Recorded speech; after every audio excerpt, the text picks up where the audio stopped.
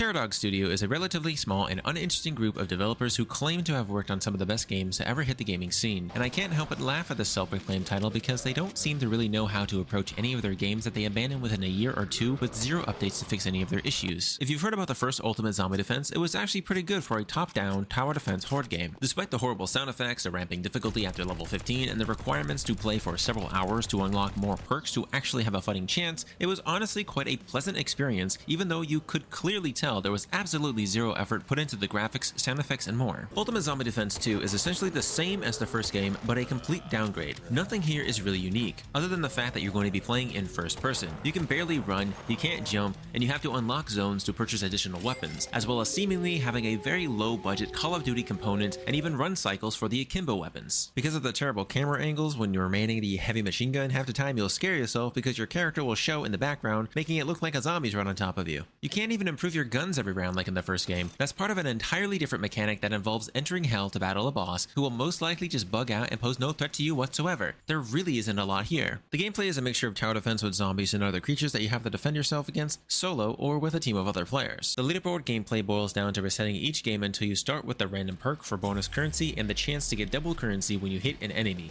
and then simply running around in circles until you're filthy rich, able to deck yourself out with all of the perk upgrades, all of the best gun upgrades, and of course a massive defense that takes very few hours to set up. You get in and you get out pretty quickly, which is probably one of the better things these games are good for. Quick and to the point gameplay, even if that gameplay here is pretty boring. Each round you survive, you need to upgrade your defenses, set up more turrets, LMGs, restock ammo, and keep surviving each and every round. It's basically just a really big leaderboard system. Survive long enough and that's about it. This ultimately feels like a very cheap and low effort first person DLC update to the original game, with content that detracts from and makes it feel less thrilling. It's just the same sound effects, the same weapons, the same defenses, the same maps that are used repeatedly, but now in first person. The soundtrack has always been nice, that being heavy metal, but if you want to pick up a game from their catalog, Ultimate Zombie Defense, the original, is the only one that is actually truly worth your time because it's far more enjoyable to play through.